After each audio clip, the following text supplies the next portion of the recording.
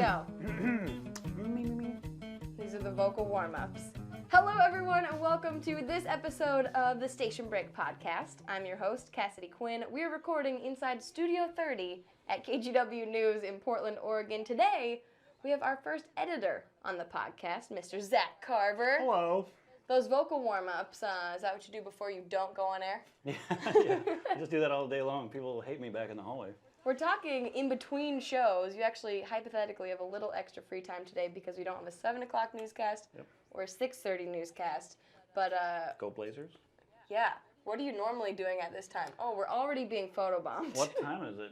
It is 6:30. Oh, right now I would be crushing out the rest of the 7 o'clock stuff depending on what was left. If it was a package, like a larger piece, or if just the little straggler stuff that's coming in. And getting ready, I also do the weather cam for Zafino. Oh. So there's a hit usually about 6:40, 6:42. Go out there and do that real quick. So this is far more relaxed. Good. I hope it stays that way. A glass of vodka. Woo! That's what you can't see in the audio version.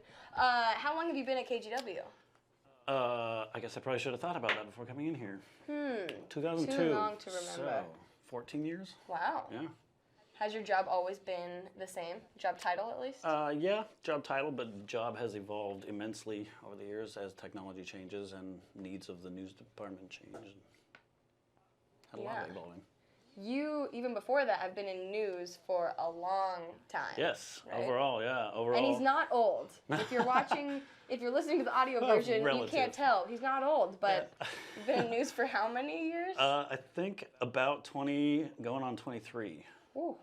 I started when I was 15 down in Salt Lake, doing little bits for my mom, who also worked at a station, and then just kind of worked my way up from there.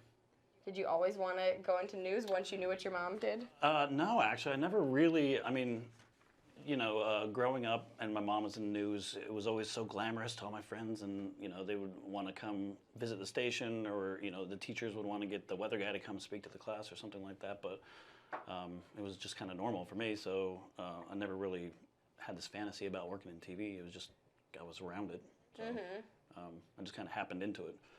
It was like, wanted some extra cash for the summertime, so my mom's like, here, I got some stuff that I can't get to. Come in and make these dubs. So. And we make millions now. Yeah, so you came to the right place. Cash.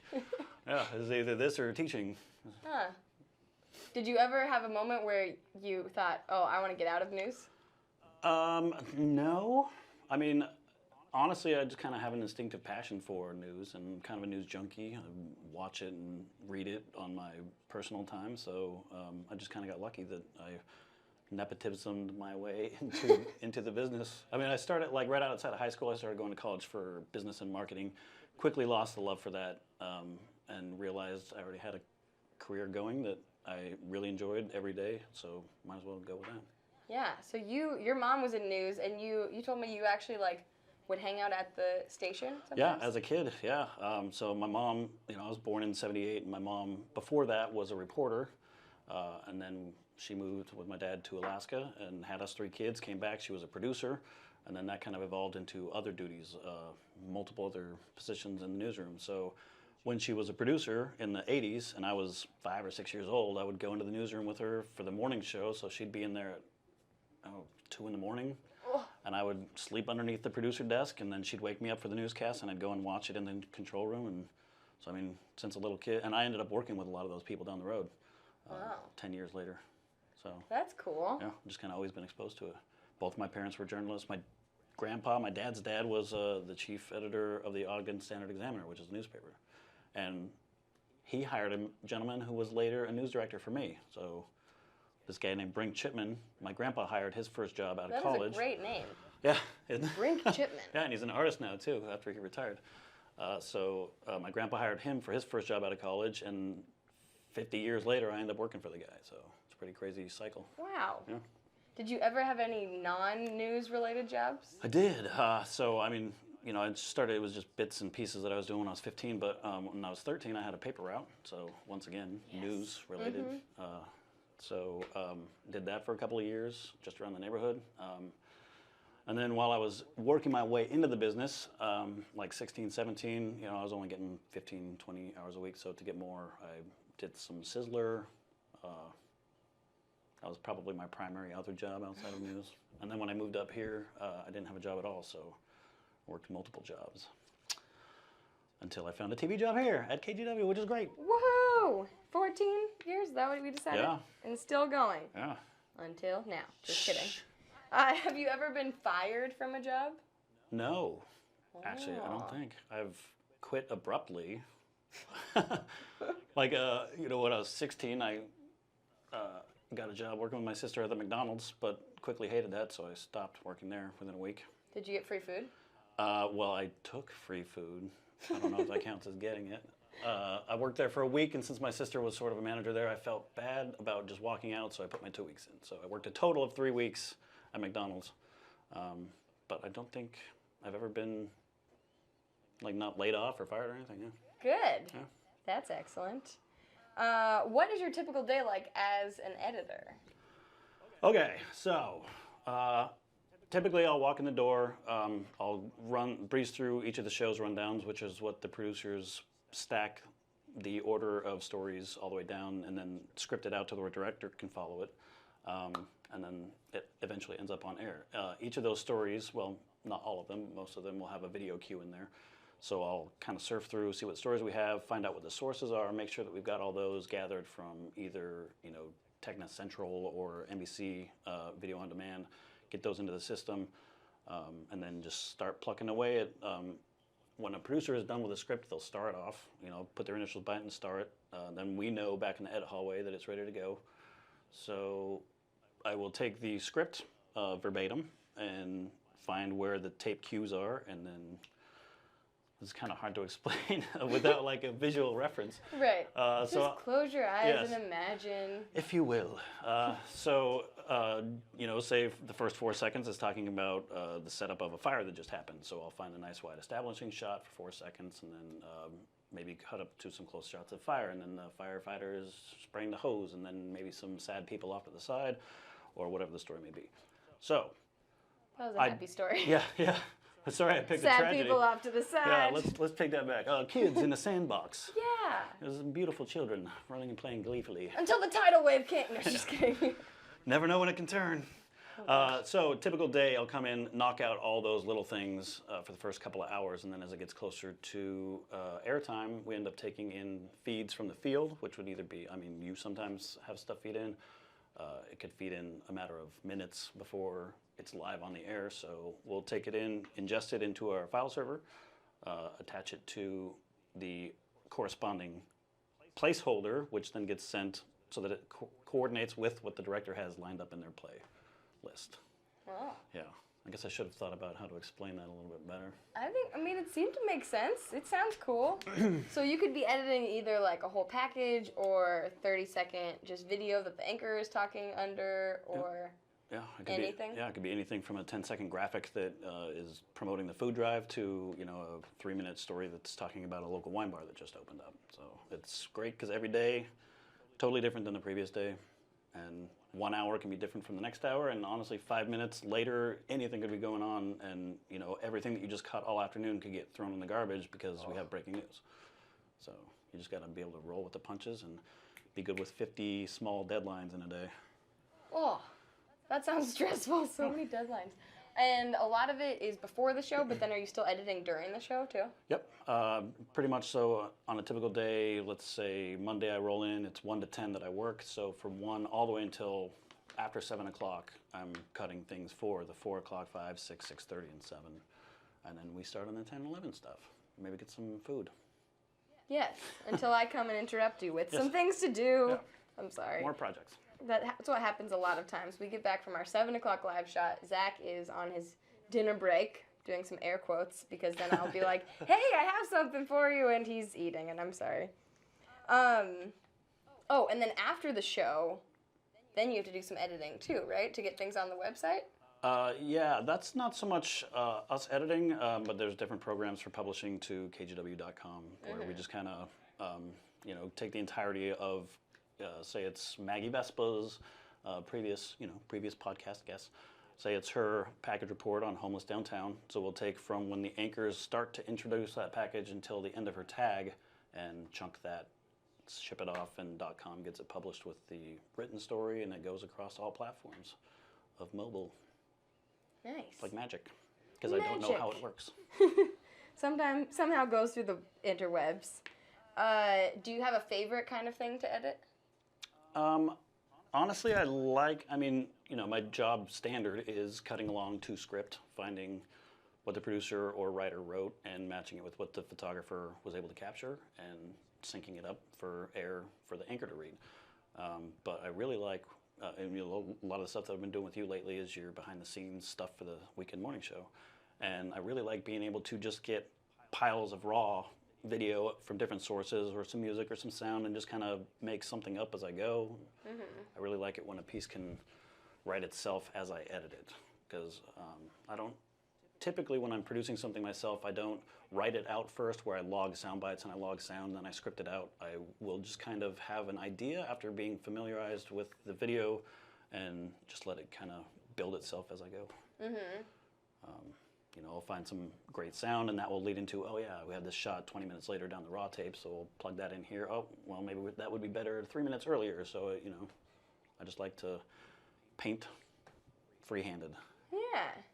Was editing always what you wanted to do when you decided to be in news? No, I just kind of happened into it. Just, my first job in news officially, so, I mentioned how I was doing little work for my mom that she wasn't able to get to. It was like video dubbing stuff from our beta cassettes to VHS cassettes for lawyers, or hey, my daughter was in a game that you guys covered, can I get a copy of that? So I would come in and just do these dubs, real simple stuff. And then I got a job doing, officially hired on when I turned 16, because I had to be at least that old to be officially not paid under the table. I was doing the studio cameras back before they were robotic cameras. So I would actually stand there, swivel the headshots from the anchors during the newscasts. And then that became cutting teases, that became rolling tapes for the newscasts, and then slowly just worked my way into, I guess, while proving myself, then a job would come open, and then I'd prove myself for the next one, and the job would come open, so I just kind of worked my way into it, and it happened to be probably my favorite job in the newsroom, because I don't know if I would want to, report. I'd probably be okay with photography, I wouldn't want to write, so it just happened to go in the right direction and be something that I fall in love with.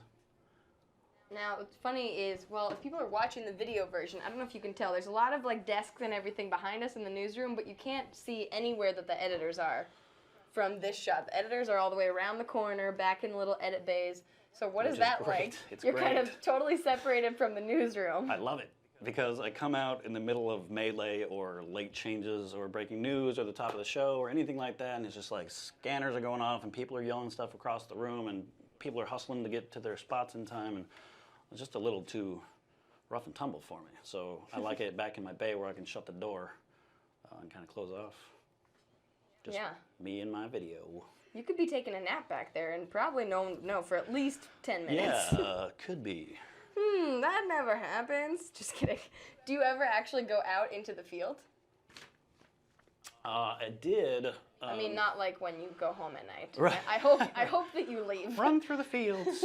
About 6 or 7 years ago, one of our photographers had shoulder surgery, so they asked me to step in and do his job for a few months. So I actually went out and was a full-fledged photographer for a few months. Oh. It was fun. And then, it's just like I love my job so much that I didn't really pursue or push making that a regular thing. Mm-hmm. Plus, I probably would end up on something stupid like a morning shift or something like that. Ugh. But yeah, I assume the time is coming again with consolidation of resources in the industry that I will probably be out shooting again someday. Yeah. Well, that'll be fun. Yeah. I guess. Do you ever, so you spend a lot of time probably looking at reporters or listening to reporters' voices or anchors or whatever. Oh, yeah. Do you ever get sick of anybody? No names. Well, yeah. No names. Definitely would not name any names, but my wife will tell you if we're sitting at home watching the newscast on any given time when I'm not here, and I nitpick cadences of people, their habits that they do, like every time. Oh yeah, I've got one for everybody. And if one of your reporters is listening to me right now, I'm not going to tell you what yours is. But, I know, now I'm so curious. But it drives me nuts every time. So everybody has one. Yeah, everybody's got something particular that they either do repeatedly or that they do subtly, or comes up and it just kind of, it's like fingernails on a chalkboard to me. But Wow. I'll never tell you what yours is. I know, I'm so curious. I'm just thinking to myself, there's probably a lot. Probably just my voice in general. Yeah. A lot of times, though, I do listen to them in high speed because it's quicker to be familiarized with whatever track I'm trying to match up. So I'll do it in like double or triple time, where it's Alvin and the Chipmunks, high pitched. So I don't really notice them then. People do that with podcasts. Did you know you can, on iTunes, you can listen play to them at high podcasts at like 1.5 speed or 2 times speed, so you can. Huh. Can you do that with music on iTunes? I don't know. That would be interesting. You could. Some slower hip hops could all of a sudden become like a really nice drum and bass. Ah. You could then just release it as your own, just the high-speed version. Yeah. So change it up. You probably, if you're not live, if there's pre-recorded packages or whatever, or stand-ups, you probably have seen a lot of outtakes of people. Oh, sure. Yeah. Do you ever save those, or? We used to have a pretty great outtake blooper reel. Most of those that we saved, though, were from the on-air stuff, just because it's, that's stuff that people at home got to see, too. I haven't honestly saved anything in a long time. Just save them up in the bank, I guess. Glad you're not blackmailing all of us secretly. Oh, that's a great idea. Oh, great. All of our horrible, whatever our one thing is that you hate, just keep recording it. Just do it like a super cut, where just like put it all together in one. With some sped up music on iTunes. Oh, that's right. Have you had things that you've edited that are horrible mistakes that have made it on air? Yeah, over the years, I'm sure I've made many horrible mistakes. I try to forget those. Mm-hmm. As you do. Yeah. Most of them would be silly things like having a flash frame, which is having one frame of a different shot in between 2 longer shots, or it's just kind of a real jarring thing. It's like a 30th of a second or something. Yeah. So I've never, I guess, editing-wise, back when I rolled tapes to air, every once in a while I would play the wrong tape for a story. Oh. Good story about that is a colleague, this wasn't my mistake, but a reporter. Sure. Yeah, a reporter was on air talking about how a guy just got out of prison, he was wrongfully accused, and he got out, and this is what he had to say. Roll the tape, cut to it, it's Furby. Oh no. Yeah, because it was... Like the toy? Yeah, the talking toy Furby saying, "I'm so happy." That's amazing. And then the director dumps back out to the reporter, who's baffled and astonished. And just the best part is that it timed out. So like he's talking about what the guy's reaction was, and Furby says that he's so happy. So I was like back at the station, just rolling on the ground, laughing so hard. And the reporter can't see it. Right, so he just hears this in his ear. Figure out what it is. Yeah, has no idea what the reference is or why that sound just came through, or was that on the air? Oh no! It was really amazing, but we don't have that. We can't find that video anywhere, so it's lost in the memory banks. I've had the wrong tape been played for me, but not anything bad. It's just like, oh, it's the music clip instead of the soundbite from the band or something, and then you just have to fill that time. That happened once. It was supposed to be like a 1.5 minute segment that was supposed to air, and then instead of that, they played the music from the band we were talking about. So then they were like, well, you've got 2 minutes to kill by yourself live. Oh. How long ago was this? Maybe a year ago. Probably not even. You were savvy enough by then you could freestyle. We were outside of the Crystal Ballroom, and the clips that were supposed to air were fans that we had interviewed and cut that together before the concert. And then, then we were live, so I had 2 minutes to fill, and all the fans are moving at that point because the line was going into the Crystal Ballroom. That could be. Let me talk to you. Oh, gosh. That could be one of the things that I blocked out. Hopefully that wasn't me that rolled that tape. Probably. We'll blame you. Just kidding. I'll never tell you, just like you'll never tell me what my annoying thing is that I do. What does happen when things go wrong? When you are, if a clip gets deleted right before air or something like that? Well, that's when it kind of falls onto whoever's hands it lands in at that point. So say the tape, say they get to the order and the play out, the director is ready for his next tape and then realizes that tape is not there or it's being overwritten if it's being sent and hasn't made it yet, and the reporter has already tossed to it. At that point, you're kind of hanging the director out to dry. So they've got to figure out something to do at that point. So The best thing I can do is just make sure that my job is done completely before it gets to air point, because leaving any kind of question marks like that and they just either slip through the cracks or don't get seen in enough time can really, I'm sure viewers have seen many times where a reporter tosses to something, they're like, oh, there's something wrong with our tape, we'll get back to that in a minute, and then we come back 5 minutes later to the story. That's where, it's any of 8 people that could have messed up right there, I guess. Yeah, do you ever hate, because some people on air will call somebody out. Sure. And they might get the wrong person. Like, Yeah. I've had it happen towards me before. Oh, Cassidy must not have turned her mic on. Yeah. Sorry, we'll get back to her. It's like, And you're standing there shrugging that has with your mic happened in where your I hand. haven't turned it on, but there's usually I did turn it on, but there's something Yeah, it could have been something coding, else could have been the happened. battery died. Yeah, exactly. And it's not my fault, but I'm sure that would happen too. Like, oh, looks like the wrong video got edited or something. Yeah. Like, I didn't do that. Or Yeah, or I you actually have did. friends who, who have known me for a dozen years or more who still ask me, so what do you do for your job? Because they'll see something, a mistake on air where the wrong camera is taken. They'll be like, oh, Zach messed up. I'm like, that's not my part of the job. That's somebody else. That would be interesting if you were controlling all of that just back in the edit bay. From one point, I'm the all-powerful Probably someday. TV magic man. Yeah. Yeah, actually, you're probably not far off on Yeah. that. Coming in 2017. What about during breaking news? So 5 minutes before the newscast, something crazy happens, and a lot of times you won't have video, but if you do have video, how does that So that's kind of recently changed. About a year and a half ago, we went to an automation system where things need to be sent and actually in the file server where the director can access them. But before that, and probably at smaller stations across the country, they still have somebody operating the tapes individually and a routing system to where, so say that we're flying Sky 8 over, like when the Fenneca was going underneath St. John's Bridge, and after it passes under, they're like, okay, we want to re-rack that video, if we can turn that live shot so that we can do a replay and talk about how it just passed under again. So we would take the live feed that's currently ingesting, grab the amount of video that we need, lop it off, and we could actually roll from our edit bay directly to air. But now they don't have that option anymore. So things need to come in far enough in advance in order to be coded, in order to get sent, and so it just kind of, things have gotten delayed a little bit over time with the immediate turnaround option.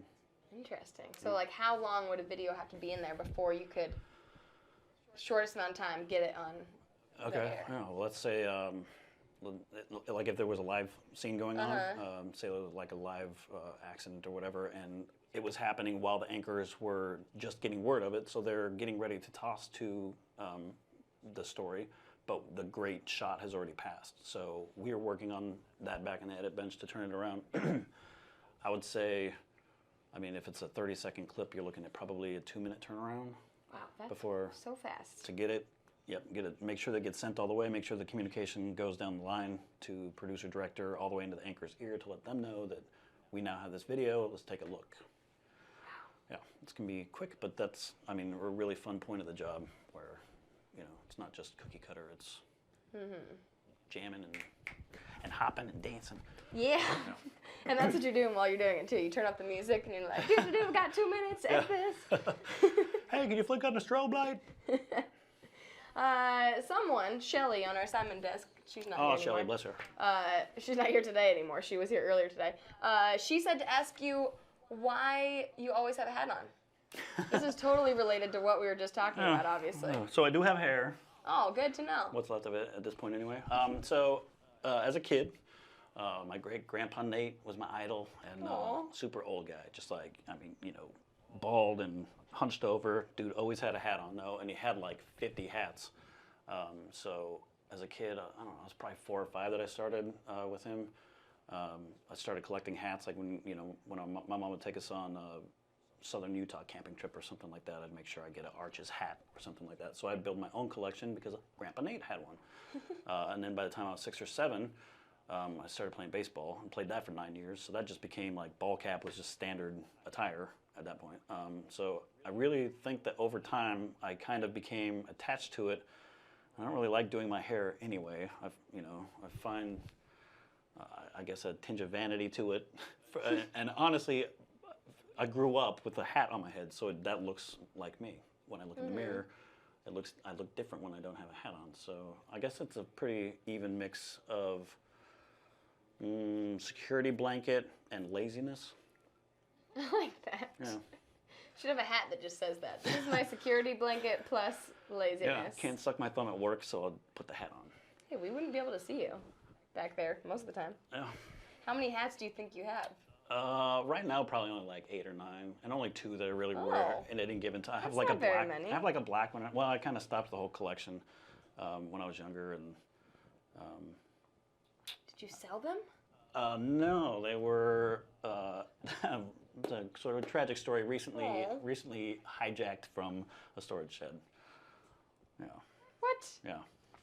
I don't understand that because hats, like I'm sure they were great hats, but they have more sentimental value than somebody stealing them value. There's not really like a black market for hats, I wouldn't think. No. Maybe. I think they were looking for something else and ended up with a box of old kids' hats from Yellowstone and Mesa Verde.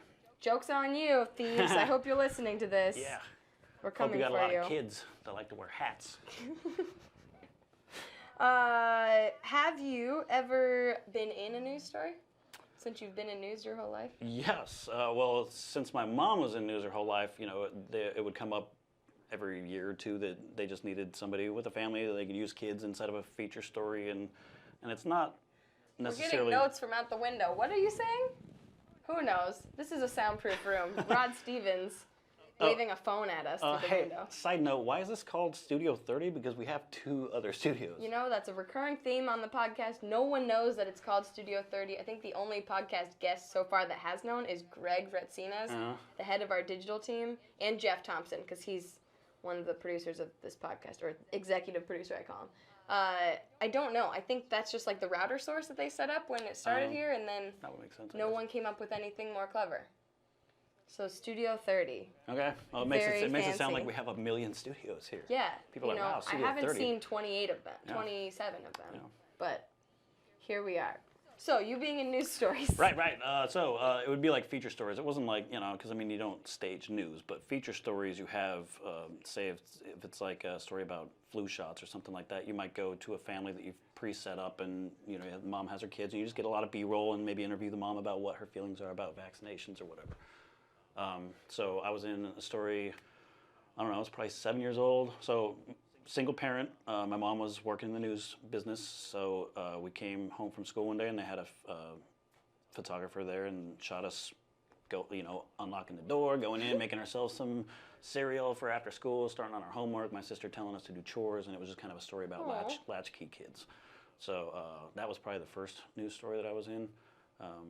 I just remembered. Actually, the first news story I was in, I was like 1 year old, and it was Christmas morning. A photographer came and taped us opening presents. And then another time when I was probably a teenager, we had a huge blue spruce tree in the front yard, and it was time to cut it down because it was getting kind of diseased.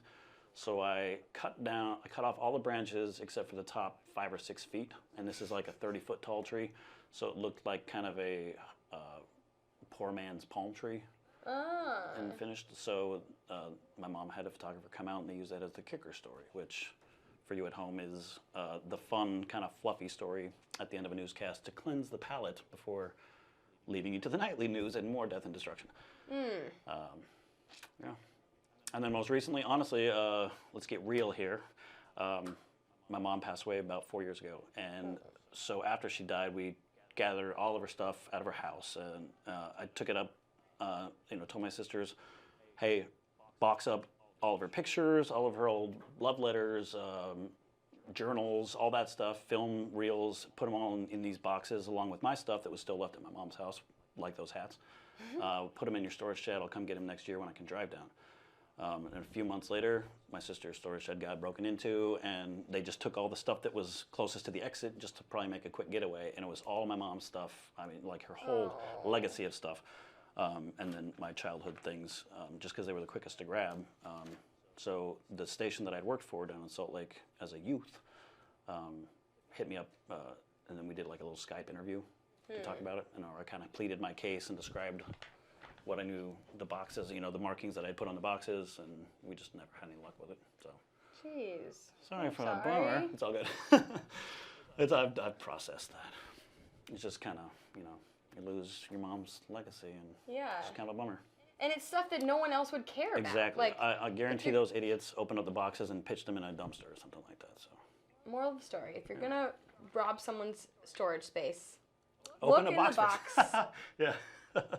or don't rob. Or don't. Yes, that's the real moral of the story. Please do not rob anyone's storage space. Plus, people probably don't have anything really valuable in any storage space. Right. Because wouldn't you have it in like a safe? valuable in sense of like monetary value. Sure. But like that someone would want to steal. I might find an old boogie board in there or something. I don't know. Yeah. Maybe now people have their, what are they called? Hoverboards in there. Oh man, I'm gonna go rob some storage sheds tonight. Gonna get a hoverboard. Oh my gosh. When you're editing stuff that was either live or pre-recorded, do you ever see people that you know like pop up in the? Yeah, every once in a while, and then I'll if they're in an interview or luckily I haven't seen any friends like in a crime story or. Yeah, like we're reviewing the security tape. Yeah. You can see this man going into the 7-Eleven. That's me. No. Well, no. Most recently, I saw one of my good friends at the. They pick up their bibs for the Shamrock Run. Oh, He was like sitting there posing with somebody was there cheesing it. So took a picture, posted it on his Facebook, and then it became his profile picture. Like, oh, hey, I was on the news. So They interviewed me. You could just make up a whole story. Yeah. Like I was the star of the whole newscast. What about you? Have you ended up in the background on the news accidentally? Like if you're walking through. Yeah, that's newscast? one thing. I mean, your desk is about 5 feet away from the newsroom camera, so there's probably times where you get up and walk off and don't realize that while you're picking your nose, you're live in the background. Always, Pat Doris I is know. live shot. Everyone's screenshotting me picking my nose on the air. So yeah. Oh gosh. Every once in a while, like if my dad's in town or something, I'll call him up and be like, "Hey, you watching the news?" He's like, "Yeah." I'm like, "Okay, there's a newsroom shot in 4 minutes. I'm gonna walk in the background." So I just kind of do like a nice. casual walk behind. One time I brought a friend in here and explained to him that. I'm like, "Okay, so if you want to be seen, hit up your mom or whatever, and then I'll time it out. You just kind of go walk behind." So like, okay. So he called his mom and he goes walking behind, and he hammed it so.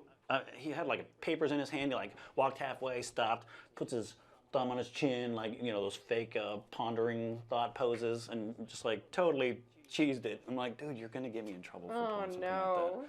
But the all-time greatest is when I was working at KSL in Salt Lake, and I didn't realize until after the shot had happened. Occasionally when I'm done with my work, knock around a little hacky sack. I was up on the assignment desk, going to town. I mean, I was doing great. I was like 10, 12 kicks deep. You're doing hacky sacks on the assignment desk? Yeah, I mean, there was a lot of space up there. Nobody's sitting up there, so I was just. I swear I've watched this video 100 times.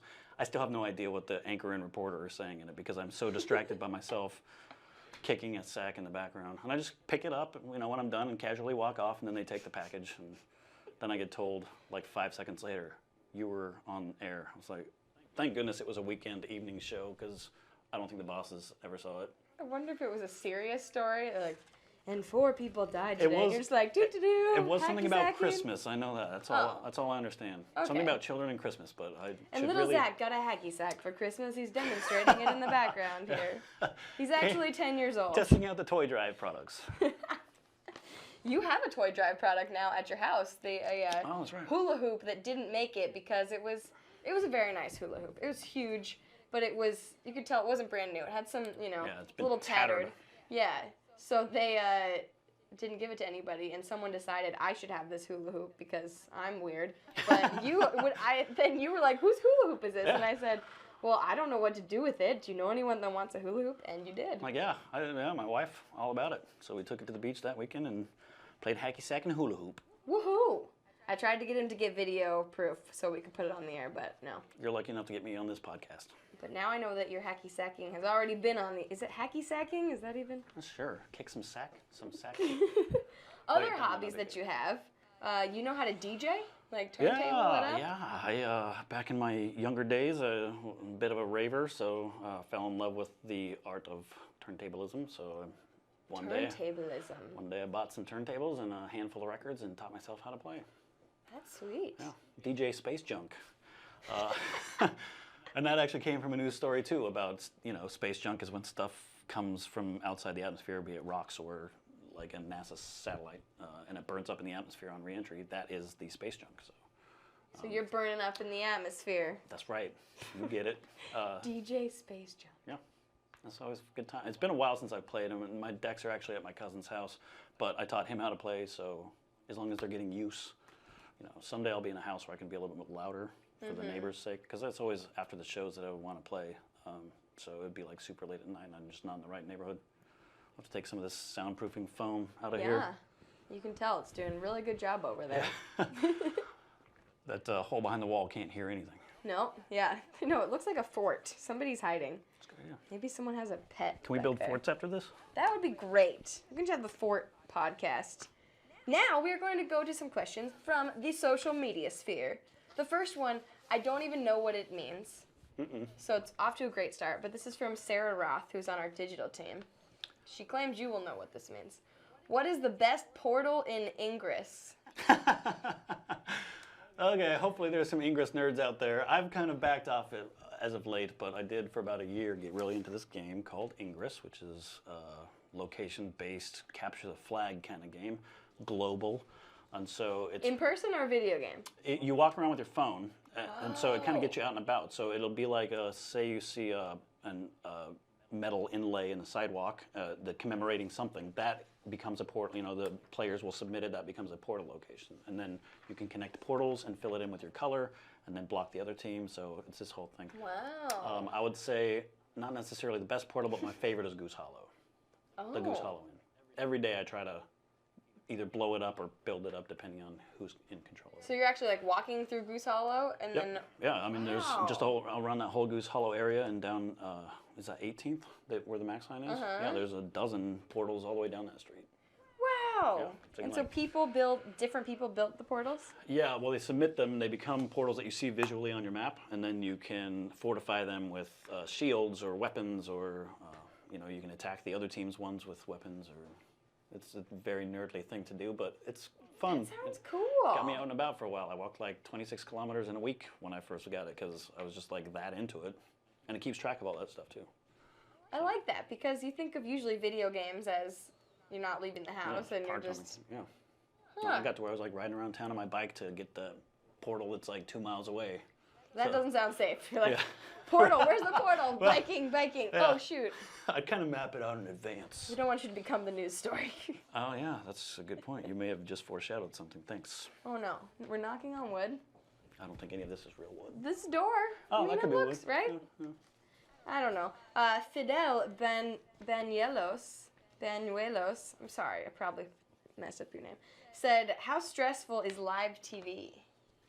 Live TV, for me, I mean, as an editor, most of my stuff is done by the time it hits live TV. So the few times when I'm either doing the weather hits, or like, during a big story and you end up at the social media wall or something like that, and I'll be shooting you there.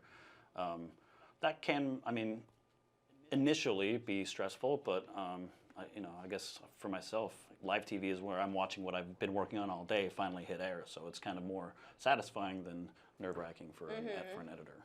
When you're doing that, when you're shooting the weather things or whatever, do you have an earpiece in listening? Yep. Oops. Just jacked with his mic. I have an earpiece in, so I hear both the on-air and what the director is saying, kind of at the same time. So I'm hearing what you're watching on TV, plus the director speaking, and occasionally the producer over the top of it. So you just kind of separate the two. Is that stressful for you, because you don't normally, you don't have that all the time? No, it's stressful for me if they yell at me. Other than that, it's okay. That's kind of more of a question for you. Like when people are in your ear and it's, you've got all this noise going on around you and you've got people yelling at you, go, go, because you didn't hear the anchor cue. You just got to turn it on like that. It can be stressful, and if the producer or director wants to talk to you, they push down a button. But if they hold down the button or the button gets stuck, then you don't hear what's on the show. Oh. So there's been times where they'll say stand by, we're about to come to you, and then the button gets stuck or they hold it down too long. And so the anchor might be saying, and Cassidy Quinn is out in Milwaukee talking about blah, blah, blah. But you don't hear that. And you just hear silence and you're waiting. And then you just hear, go, go! And oh my God, okay. You were just listening to me. Yeah. That's when you don't go back and watch the tape later, because you don't know how long you were standing there looking like an idiot. I'll watch silent. That's just stressful thinking about it. But I think I've gotten good at sometimes tuning it out. I'll have a conversation and you think you know. Sometimes you don't listen, though. And they're asking for a mic check. And, oh, sorry. was tuning you out. Yeah, I've got 2 minutes until I'm live. Why would I be listening to you? Yeah, exactly. Plenty of time. Zach could get some breaking news on the air in this amount of time. Peter at Civ Responder says, what is the best perk of your job? A perk? Get any free stuff? Do you ever... Okay, side question. Sure. I digress. Sometimes people will bring back like free food or stuff will get delivered and it sits on the assignment desk. Yeah. Do you know about that? Because you're back in your little protected area? That can be a fallback or a drawback, but luckily we have a couple of scouts positioned in the newsroom for when free food comes back. Like Director Paul will shuffle on back and be like, "Hey, there's donuts on the counter." He's like, "You better hurry, they're going quick." So me and Richard just go running out there as fast as we can. Good. Yeah. So I've got prime location. If something comes in there, I don't want to be the first one because I don't want to be that girl. Kind of have both directions. Yeah, I was trying to hang back a little bit or take the smaller piece or something like that. Right. Yeah. But then sometimes you wait too long. Oh, it's all gone. Never waited too long. So, are there other perks of your job? You know, mine. There's not. I mean, they have a thing called payola that you have to avoid, and that's where people are giving you gifts in exchange for news coverage or something like that. Total ethical boundaries breaking there. Being a guy that just sits in the back of the edit hallway, I don't get confronted with, temptation too often to do anything like that. So yeah, I guess occasional pizza during breaking news is nice. Walking into a bar with someone like Matt Zaffino or Joe Donlin is kind of a perk because instant street cred there. They give you free drinks. Well, they might give them free drinks and then they'll like pour half into a glass. Oh, no, that's nice. They'll share. We don't get free anything anywhere, but perks would be nice. Do you get a lot of perks? I mean, other than the free food that you're doing a live yeah, shot, sometimes they prepare the stuff. But the funny thing is, sometimes we get the food for the shot, get video of it, and then they, give it to somebody else or take it away or anything. We don't get to eat it, but sometimes we do, as we've proved in these segments that you've been editing that you mentioned for Saturday morning. They're behind the scenes. In the first week of them, I was saying, you think we always get to eat, but we don't get to eat the food that we were showing today. And the next 2 weeks after that, it's been like, well, we're eating again. I got to go to that hot dog place, speaking of that. Yeah. I'm hungry. Who is this? Peter, JOL Vlogs, says, what is the fastest you have edited a video piece together that went on air? I guess we kind of talked about that in breaking news. Yeah. But. So I guess video piece, what that would define would, so I'll go with like a standard minute 30 package. That's, the reporter has their voice, all the sound bites, all the video self-contained on there, we call it a package. Back in the day, in Salt Lake, here it's always photogs that typically cut their own packages. I'll get one a week, if that. But down in Salt Lake, it was the editor's job to do it. So the photographers would go out, shoot, bring back the tape. The reporter would write it and then give it to us to cut. So I think maybe a 90-second package, my best, I might have actually pulled off in probably less than 15 minutes. Oh. But that's when, I had the tape, so I was familiar with it, with the video, and then that's 15 minutes after getting the reporter voice track. It's probably, so, lay down the voice track, I already knew that at 14:37 is where I would find my wide shots. So pretty quick crank and turnaround. Gosh. Typically, a minute and a half package, you want at least an hour, really, to get a good, rounded, clean, well-edited piece. But, when you just got to do a slap job because you have 15 minutes to get it on the air, it's doable. Wow. I wish I could edit my YouTube videos that quick. Travis Worsowich, who was on the podcast, I don't know if he's somewhere in the background there. One of our producers said, I can see the back of his head. Oh, what a beautiful back of his head. When he was on the podcast, he commented at the end for the people watching about his horrible beard, like peach fuzz. I don't know how he described it. It was hilarious. Now I gotta go watch it. Go listen and watch that. He said, what's your favorite day on the job been? Oh, wow. Favorite day on the job of all time? Yeah. Well, I'd say one of the funnest, most memorable days, and it's not fun necessarily for the people who were victims of this, but okay, wind it back a little bit. So in Salt Lake, you grow up hearing about, you hear about tornadoes in the Midwest. And they're like, oh, don't worry, it'll never happen here. We're in this bowl, we've got huge mountains on both sides and the lake, and it's just not possible for a tornado to form. Well, one day in '99, a tornado did dropped down out of the sky and kind of barreled through downtown Salt Lake, right past the temple, up a hillside, and then kind of dissipated. So it was a huge story. It's just something we never thought we would see there. So I lived about 15 minutes away. As soon as it touches down, I'm getting an all call from the station, all hands on deck to come in for the breaking news situation. I got about 3 or 4 blocks away from the station, and it was all blocked off because the tornado literally hopped right over our station, and it was right next to the at the time it was the Delta Center. I'm not sure what it's called now. It's where the Utah Jazz play.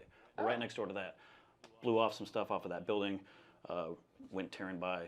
So there were streets shut down all over the place and cops and stuff. So I parked on the side of the street, half mile away. Threw on my rollerblades, skated towards the station as fast as I could. You just had your rollerblades in your car? Well, I was in the middle of a rollerblading on the U of U campus phase with some friends. Okay. So just happened to have my rollerblades. Otherwise, I'd have to run and get all sweaty and pass. So now when you have your hoverboard that you're going to take from someone's storage unit. Vengeance. So I got about a block away from the station, and the cop, was right there in the middle. He's just like, you can't go by. I'm like, well, I work in that building. I need to get in there. He's like, I'm sorry, I'm not letting anybody through. And I'm like, sir, I work for the news. Like, we have to, get stuff on the air to inform people what's going on. Even the tornado understood. It jumped over the station. Yeah. Thank you, tornado. So the cop was not letting up. So, he turns to address somebody else, and I honestly just skated right past him because he wasn't going to chase me at that point. I knew he was planted for a point. So I skated past him, went down into the parking garage underneath the studio, and came up through the inside in the elevator. And I went straight to work. I didn't even have any time to take my skates off. So I was skating tapes. This is before file server. Skating tapes back and forth from the edit bays to the roll to air location, grabbing scripts, all that kind of stuff. And that's amazing. Yeah, it was great. And so about an hour later, after the initial impact had wound down, and I got my shoes back on. It's getting close to the 5 o'clock show. They had the chopper up, chopper 5, and they didn't have time to, so the chopper landed on the roof of the station. The chopper didn't have time to come in, land, touchdown, or whatever, so they had me right up to it's like a 8-story building, right up to the roof, and the chopper actually flew in to the edge of the building and handed me the tape of their aerials. So I guess I plucked this tape out of the sky and then went back down and cut it for the 5 o'clock package. That was safe? No. I'm picturing propellers and you're tall. Yeah. So I was like foot on the edge of the building, leaning out to grab the tape out of the photographer's hand, who was leaning out of the chopper, holding onto the inside. So it was just like an amazing experience, and I wish I could do it every day. So that was really? Yeah, you would want to do that? Oh, that was great. Day? Yeah, it was awesome. I mean, sounds like a James Bond movie. Yeah, I felt like James Bond, the video editor, much more dull social life. Did you get the girl at the end? Did she swoop in on the helicopter? The package made air, and that's me getting the girl. So, I like it. Wow. That's cool. That was a good answer. Yeah, that's pretty sweet. I don't know how we follow that up. Steel at Blue Snowy Mountains says, how do you keep your cool at work? And that's cool with a capital K. Oh, wow. I'm not sure if that was just Kool-Aid auto-correcting or like the gang. Yeah. Cool, the gang. I've been doing it for so long, and I started as a kid hitting these deadlines that it's just always been fairly normal. I guess I learned probably mistake, when I messed something up early on. Older guys at the station would just tell me, hey, it's live TV. There's nothing, after it happens, there's nothing you can do to change it. So if you have a rough day, learn from it, make sure you don't do it again, and move on. So I've just kind of kept that mentality where if I'm under a super stressful deadline, I do my best that I can. If I don't make it, or if something messes up along the way, I apologize if I need to, own up to it if I have to, and make sure that I don't do it again. So I've got a running bank of like 57 things that I just don't repeat. Just try not to make it 58. Yep, and honestly, if you get freaked out, then the producer freaks out, and then that frustrates the director, and they're yelling at the anchors. So it's just a big cascading effect where just everybody needs to keep their freaking cool. Mm-hmm. Be cool. It's a skill. Cool with the capital K. Then you're good. The last one comes from Marconi Baloney. Says, hey, I listen to that guy. Really? Yeah. Now he's in Chicago. Did you know that? What? No, last I heard, I thought it was Seattle. I used to listen to Marconi and, was it Tiny? That was his buddy here in town Yeah. when I first moved up here. Yeah, he's in Chicago. I was seeing his Snapchats just of a lot of pizza. There was something called like a pizza fest or pizza con in Chicago. It looks amazing. Anyways. That's a good place to have a pizza fest. Again, I'm hungry. Speaking of food, Marconi says, what is the best snack while editing? Boy, that's funny. I wish we could take a little side camera back to my snack stash because I have dozens of things behind my computer monitors. Now I know. Yeah, I got some Swedish fish back there. I got some peanut butter filled pretzels. I got a bag of cheddar popcorn. I just finished off the Girl Scout cookies last night. Which kind? The lemon ones. Little powdery lemon kind. Interesting choice. Very, very unique. Bold move. Yeah, I'm typically more of a tag-along or Samoa kind of guy, but yes. I happened to go lemon this time. We can continue this podcast. Yeah. So, since we can agree on cookies. I would have to say salty. Best Something snack. salty? Yeah. That's one I tend to go with. I'm not really that into sugar. I like to have a candy stash, like sour stuff, but salty I can just sit there and just mow and keep plugging into the face hole. Cheddar popcorn. Yeah, that'll work. That one's stuck in my mind. Wow. It's hard to move on from I'll that. give you some cheddar popcorn after we're done. Yes, great. Which, by the way, Studio 30 is bloody hot. It is. Well, there's a fan over there, but it would make things sound horrible. The final three questions. My voice making things sound horrible. No. Except, later I'm going to edit this and find the one thing that annoys me in your cadence. Final three questions are would you rather questions that I have come up with. What are you doing with the microphone? It fell off. It might have been in my shirt for some time. Ah, that's okay. Hopefully. First one, would you rather have everything you edited for a newscast get deleted 5 minutes before the show? That's like every nightmare I've ever had. Oh, God. Or think it's all edited. And so it's all there. It airs, but it has black frames just that keep appearing throughout everything that you've edited in the newscast. Okay, one of them is everything disappears, and the other one is they're there, but it looks like crap. Yeah. I guess I'd rather have the it's there, but it looks like crap. But at least it shows that I did cut it, but it was probably a rendering issue that made the black flashes come up. Because I have nightmares all the time that it's like 2 minutes to air, and I'm looking at the rundown, and there's 0 tapes on air, and the producer's yelling, and the director's freaking out, and I'm like, I can't do it all in 2 minutes. Whoa. It's a reoccurring dream. Oh, gosh. So thanks for bringing that up. I'm sorry. Now you'll have nightmares about it later. Would you rather have to anchor a whole newscast or during an hour-long newscast have to hacky sack in the background the entire time? Definitely the hacky sack thing. I really don't know how well I would be as an anchor. I'd probably talk way too quickly and slur words together, and I don't think I would ever be that good at staring into the camera like it's a person. I just can't really get used to that. Feels weird. I like watching you go through your mind.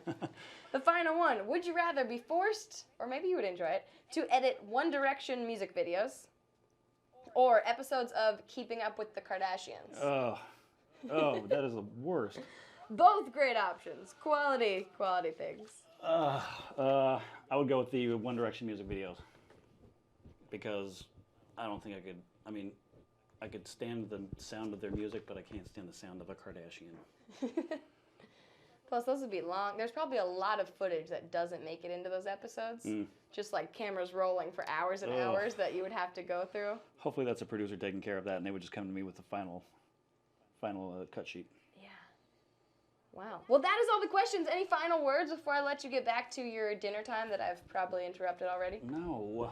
No. I feel bad about this microphone. We don't know what's happening with it. I don't think. Yeah, mine. Oh, it's actually stayed. But anyways, technical difficulties aside, thank you so much for listening to this episode of Station Break. You can find this on iTunes, SoundCloud, the video versions on kgw.com, and now they're on YouTube. So that is exciting. There's a playlist of all of them up from season 1 and now season 2. And we have new episodes every Friday, which we call Behind the Scenes Friday at KGW. You can always tweet me at Cassidy Quinn if you have a suggestion of who you want to hear or see on the podcast next, or a question on the podcast that you could ask lovely people like Zach. Except the next person probably won't have a cool hat on their head. But thank you. Thank you, Zach. Yeah, And we'll see you next week.